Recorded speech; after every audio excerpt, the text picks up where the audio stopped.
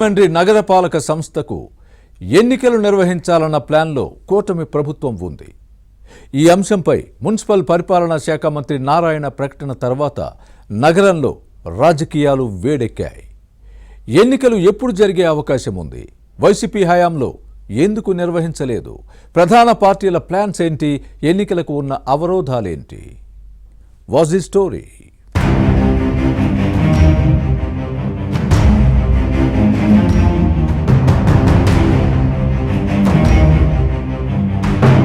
రాజమహేంద్రవరం శతాబ్దాల చరిత్ర గల సుందర నగరం.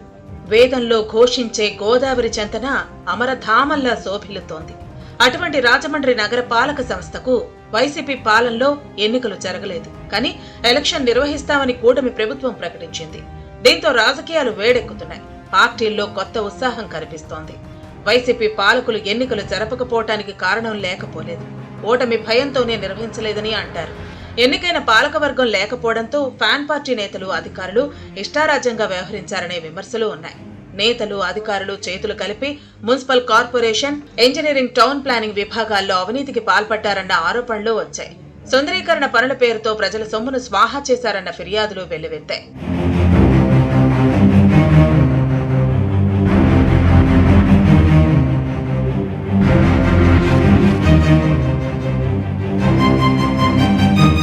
అయితే ప్రస్తుతం అధికారంలో ఉన్న కూటమి ప్రభుత్వం ఇలాంటి వాటికి చెక్ పెట్టాలని నిర్ణయించింది. ఎన్నికైన పాలకవర్గం ఉంటేనే ప్రజా సమస్యలు పరిష్కారం అవుతాయని భావించింది. దీంతో ఈ ఏడాది జులైలో ఎలక్షన్ జరుపుతామన్న మున్సిపల్ పరిపాలనా శాఖ మంత్రి నారాయణ ప్రకటనతో రాజమండ్రి రాజకీయాలు వేడెక్కాయి. ఆ తర్వాత నుంచి ఇందుకు అవసరమైన ఏర్పాట్లు జరుగుతున్నాయి. అయితే ఇక్కడ కొన్ని సమస్యలు ఉన్నాయి. శివార్లలోని గ్రామాలు రాజమండ్రి నగర పాలక సంస్థలో విలీనమయ్యాయి. దీనిని వ్యతిరేకంగా ఆయా గ్రామ పంచాయతీలు కోర్టును ఆశ్రయించాయి. పెండింగ్ లో ఉన్న ఈ కేసులను పరిష్కరించి ఎన్నికలు నిర్వహించే దిశగా అడుగులు పడుతున్నాయి.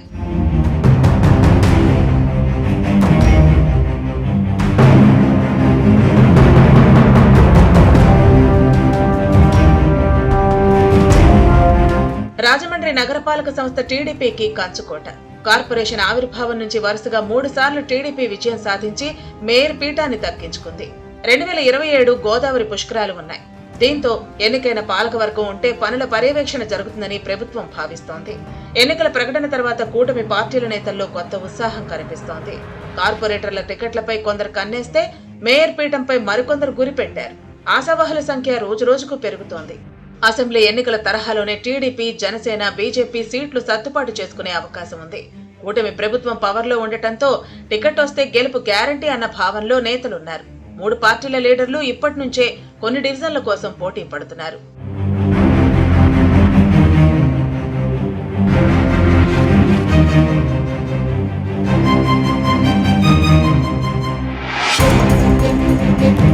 మరోవైపు వైసీపీ నేతలకు కొత్త టెన్షన్ పట్టుకుంది. ఎన్నికలు జరుపుతామన్న మంత్రి నారాయణ ప్రకటనతో కలవరపడుతున్నారు.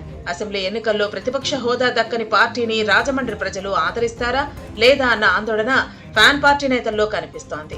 ఓటమి భయం వెంటాడుతోంది. పోటీ చేసేందుకు ఎవరూ అంతగా ఆసక్తి చూపటం లేదు.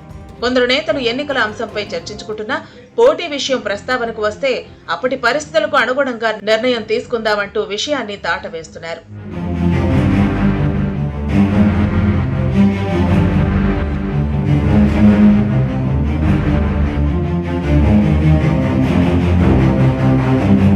ఇప్పటికీ రాజమండ్రిలో వైసీపీ నేతలు 2 గ్రూపులుగా విడిపోయారు.